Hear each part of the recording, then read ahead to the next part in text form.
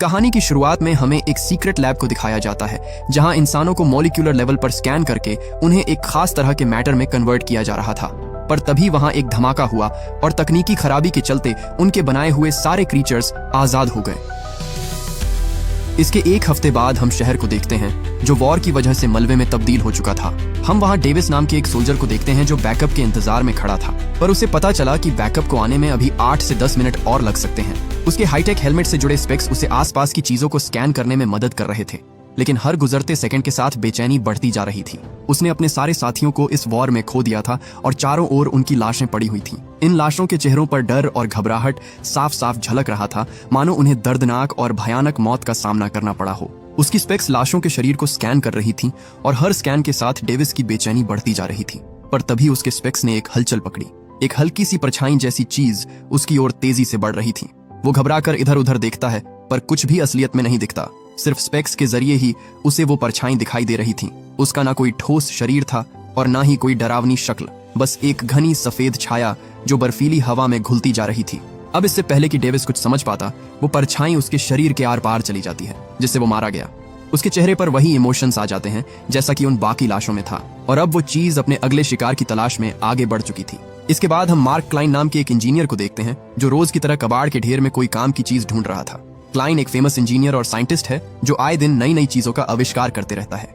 इस बार उसने एक ऐसा डिवाइस बनाया था जो पलक झपकते ही किसी भी चीज को भाप बना सकता था। कुछ लोग उसके इस आविष्कार को वेपन बनाने के लिए इस्तेमाल करना चाहते थे, पर क्लाइन हमेशा से अपने इन्वेंशंस का जंग में इस्तेमाल किए जाने के सख्त खिलाफ था। एक दिन क्लाइन जब अपनी लैब में काम कर रहा था, तभी उसके सीनियर उसे बताते हैं कि जनरल जेम्स ने तुम्हें अभी इसी वक्त मिलिट्री बेस पर बुलाया है, उन्हें तुम्हारी जरूरत है। लेकिन क्लाइन ने उन्हें जाने से मना कर दिया। उसने कहा कि मैं एक साइंटिस्ट हूं, न कि कोई सोल्जर, लड़ाई में मेरी कोई जगह नहीं है।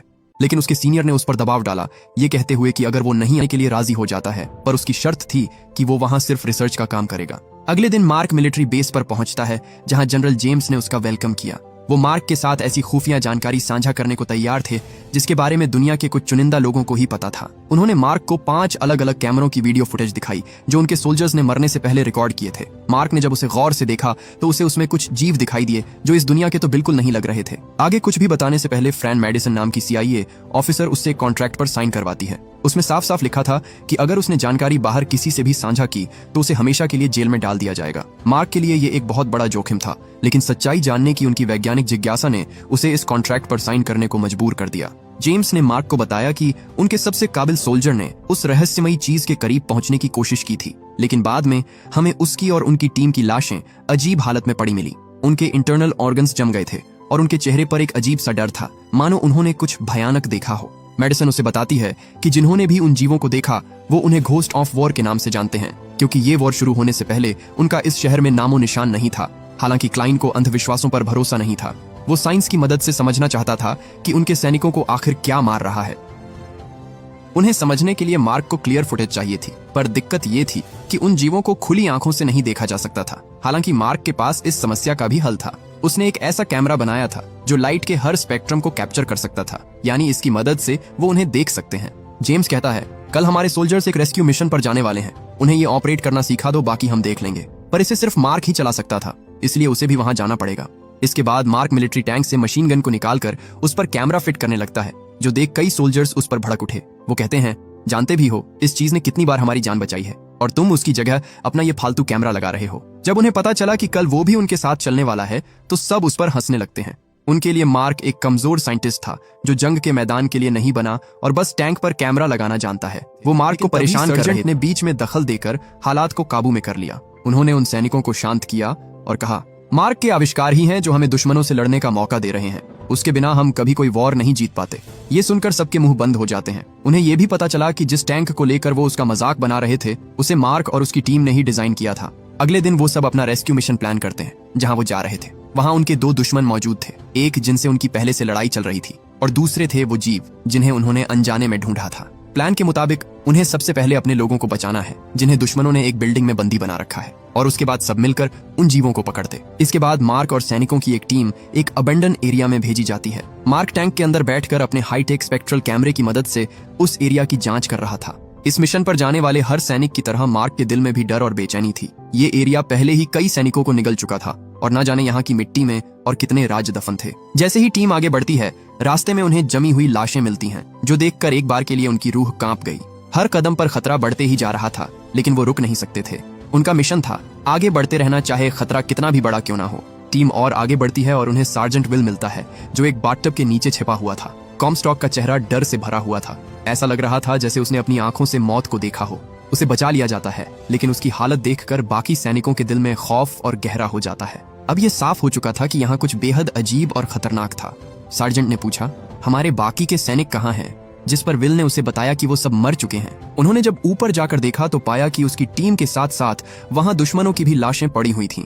हैरानी की बात यह थी कि सबकी मौत एक ही तरह से हुई थी, यानी जिसने भी उन्हें मारा उसने बिल्कुल भी फर्क नहीं किया। एक सैनिक जो सबसे आगे था, उसने फिर से वही रहस्यमयी आकृतियां देखी जो पहले भी देखी गई थीं। वो अपने गॉगल्स उतारने की कोशिश करता है, लेकिन मार्क ने कहा, गॉगल्स मत उतारो, बिना गॉगल्स के तुम उन्हें देख नहीं पाओगे। घबराकर उसने अपनी बंदूक से गोली चलाई, लेकिन गोलियों का उस पर कोई असर नहीं हुआ। वो चीज उसके शरीर के आर पार चली जाती है और बिना किसी घाव के वो सैनिक धराशायी हो गया। सार्जेंट ने तुरंत सभी सैनिकों को चेतावनी दी कि वो अपने गॉगल्स ना उतारें, लेकिन तब तक बहुत देर हो चुकी थी। एक एक करके सभी सैनिक मरने लगे। ये आकृतियां हवा की तरह चल रही थीं, अदृश्य मगर घातक। कोई नहीं समझ पा रहा था कि वो क्या थीं और ना ही उनके खिलाफ लड़ने का कोई तरीका था। मार्क सबको वापस आने को कहता है, लेकिन मैडिसन ने कहा, हम खाली हाथ नहीं लौट सकते। मार्क जानता था कि अगर यहाँ रहे तो उनमें से कोई जिंदा नहीं बचेगा, और बिल्कुल ऐसा ही होता है। बस कुछ ही पलों में उनके सारे सोल्जर्स मारे जाते हैं। मार्क जल्दी से अपने स्पेक्ट्रल कैमरा को टैंक से जोड़ता है, और जब कैमरे में फीड आई तो मार्क ने देखा कि ये आकृतियां इंसानों जैसी दिखती थीं।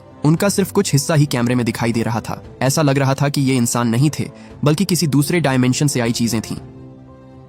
मार्क ने तुरंत सैनिकों को उन क्रीचर्स की सही पोजीशन बताई ताकि वो मिसाइल से हमला कर सकें। एक सैनिक ने मिसाइल दागी, लेकिन हैरत अंगेज रूप से उन क्रीचर्स पर धमाके का कोई असर नहीं हुआ। मिसाइल उनके आर पार चली जाती है और एक और सैनिक मारा गया।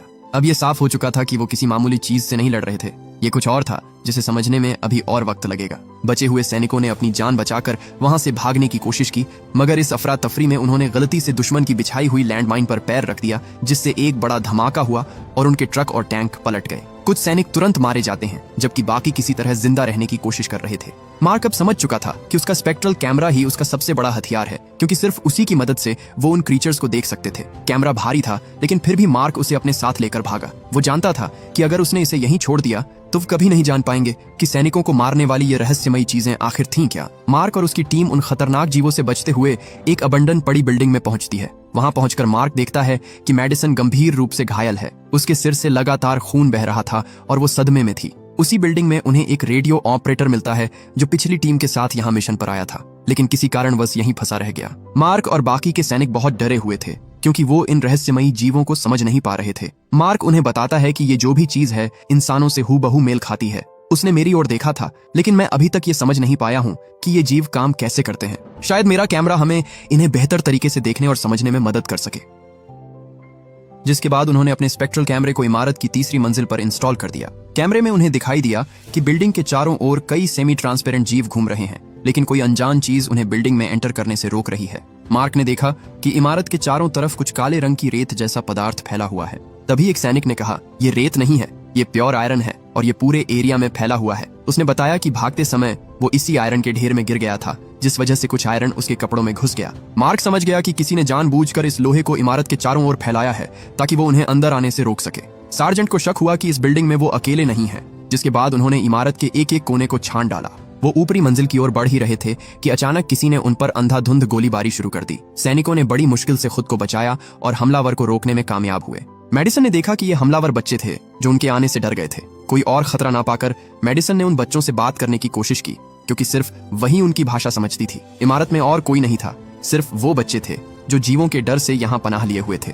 इस बिल्डिंग में एक ट्रांसमिशन टावर भी था, जिसकी मदद से वो जनरल तक डिस्ट्रेस सिग्नल भेज सकते थे। लेकिन परेशानी ये थी कि ये टावर बहुत बड़ा सिग्नल भेज रहा था, जिससे उनके दुश्मन भी उनके संदेशों को सुन सकते थे।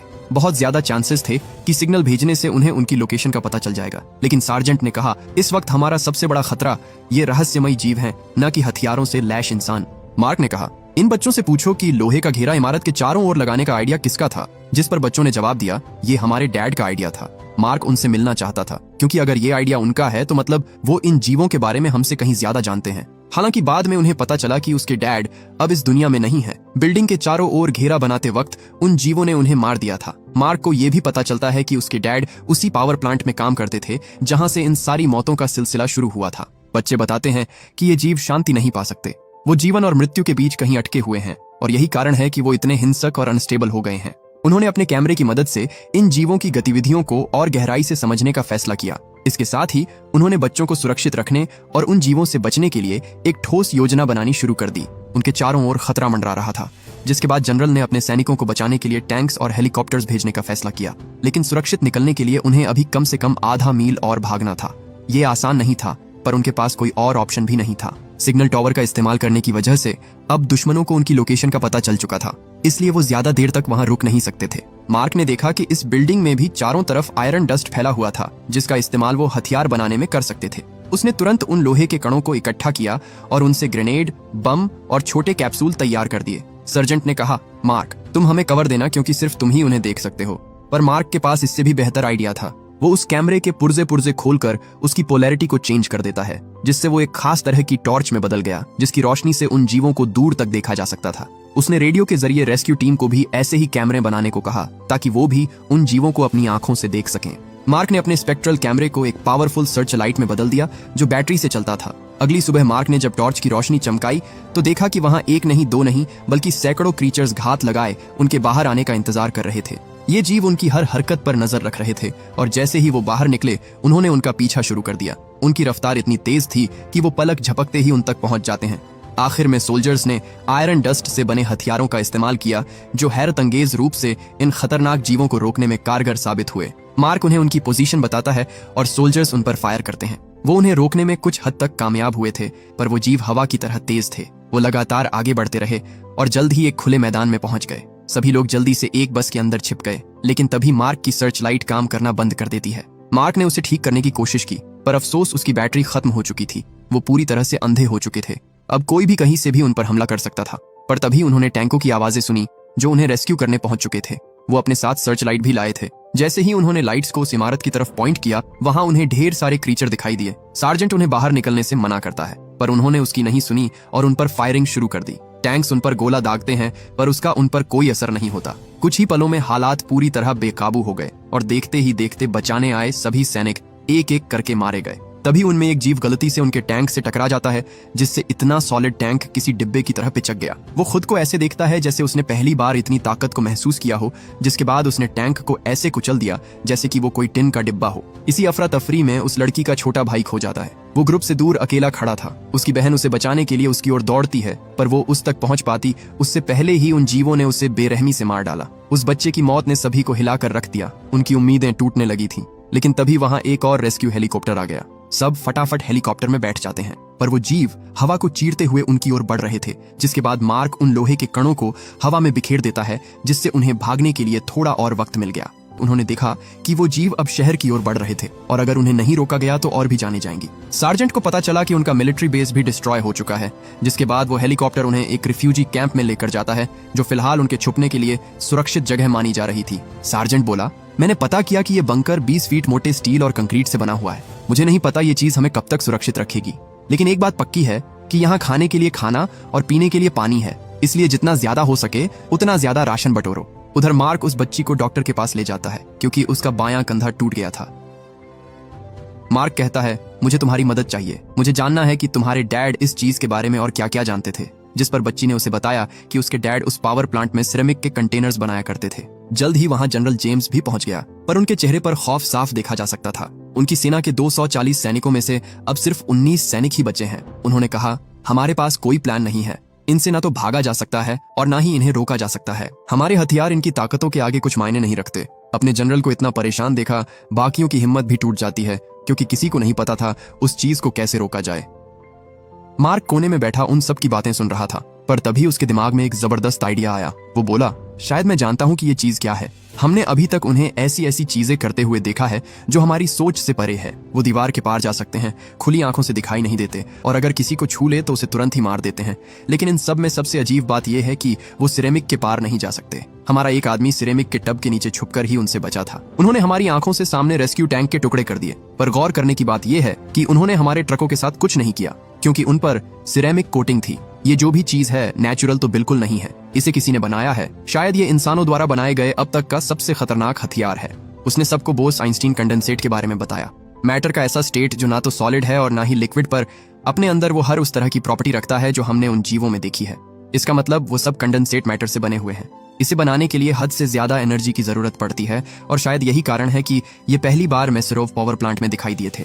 मार्क समझ चुका था कि ये क्रीचर्स मैन मेड है और अगर इन्हें बनाया जा सकता है तो इन्हें हराया भी जा सकता है। वो ऐसा हथियार बना सकता था जो कंडेंसेट के आर पार जा सके। इनफैक्ट उसने ये वेपन पहले से डेवलप भी कर रखा था। उसका वो पानी को भाप बनाने वाला डिवाइस जो उसने शुरू में बनाया था, उसी से वो इन जीवों को मारने वाले थे। इसके बाद उसने कुछ सामान की लिस्ट बनाई और सोल्जर्स को उन्हें लाने को कहा।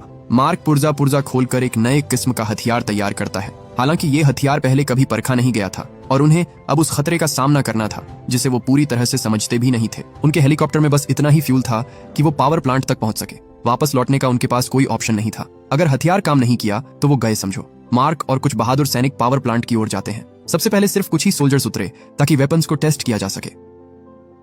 रास्ते में उनका सामना उन्हीं में से एक क्रीचर से हुआ।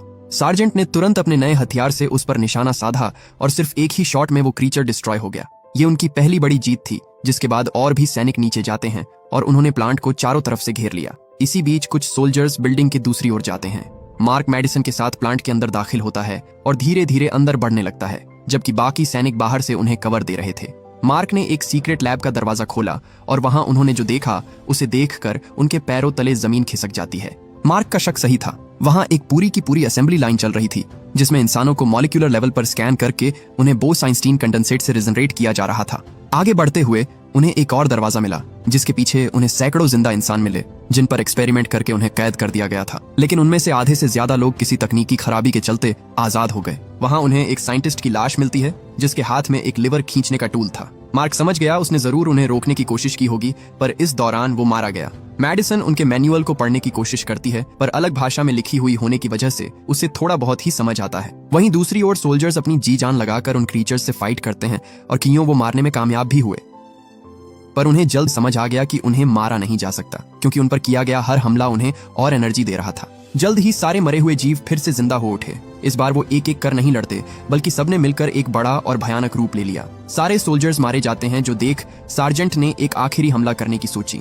उसने सभी के वेपन्स उठाए और सबकी एनर्जी को एक ही गन में कंसंट्रेट कर दिया। उधर मार्क को इमरजेंसी शटडाउन प्रोसेस समझ आ गया था। इंस्ट्रक्शन के अकॉर्डिंग उसे सभी ब्रैकेट्स को हटाकर लीवर को खींचना होगा ताकि उनकी पावर सप्लाई रोकी जा सके। मार्क ऐसा ही करता है। वो एक एक ब्रैकेट खोलने लगा, पर ये देख वो क्रीचर्स गुस्सा हो जाते हैं और उन्होंने अपने कांच के चैम्बर्स को तोड़ना शुरू कर दिया। बाहर निकलते ही उन्होंने मार्क को मारने की कोशिश की, पर मेडिसन उसे बचा लेती है। मार्क ने लगभग सब कुछ कर दिया था, पर जब उसने आखिरी लीवर खींचने की कोशिश की तो पता चला कि वो जाम हो गया है। वो अपनी पूरी ताकत लगाकर उसे नीचे लाने की कोशिश करता है, पर तभी सार्जेंट ने उन क्रीचर्स के झुंड पर अपना आखिरी हमला किया, जिससे इतना बड़ा धमाका होता है कि सारे कांच के चैम्बर टूट गए और सब आजाद हो गए। वो मार्क को छूने ही वाले थे, पर समय रहते मार्क ने लीवर खींच दिया, जिससे पावर सप्लाई बंद हो जाती है। जैसे ही ये हुआ, सारे क्रीचर्स अचानक से फ्रीज हो गए। उनमें अब बिल्कुल भी हलचल नहीं हो रही थी। उधर सार्जेंट से लड़ रहे क्रीचर्स भी एकदम से रुक जाते हैं, जो देख सार्जेंट समझ गया कि हम जीत चुके हैं।